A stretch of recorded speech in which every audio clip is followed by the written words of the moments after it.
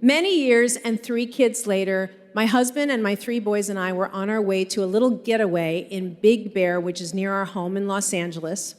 The drive there was a typical 3 boys in the backseat road trip. They were alternating between 2 games. Which would you rather, i.e., lick a street after a parade or eat a toothpick? And the ever-popular escalating competition of, does this hurt? Does this hurt? Does this hurt?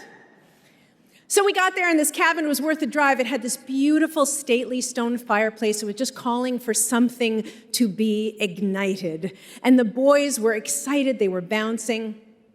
But we didn't have any wood, and I didn't have any expertise, and my husband had just left to go into town.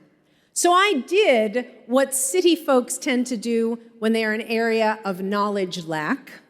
I found a coach. Because there was a sign on the doily-topped table. It was right next to an unforgettable newsletter from the local chiropractor called The Spinal Column. And I texted, it said text for firewood, drop-offs in 10 minutes. So I sent the text, and really fast, Charlie came to the door. And he taught me. He said, when you make a fire, it's all about the layers. First, you put a little pine needles over the grate, little crumpled newspaper, then softwood to burn fast and hardwood to burn long. And he went through this whole elaborate explanation, except he forgot to mention one critical ingredient: space. And so the boys and I carefully constructed a dense pile of every fuel source known to man, and then we threw matches at it unsuccessfully for 20 minutes until my husband returned and redesigned the stack.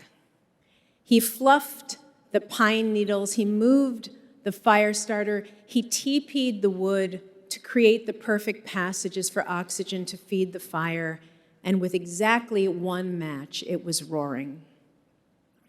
And the boys roasted a whole bag of marshmallows, and I learned something valuable.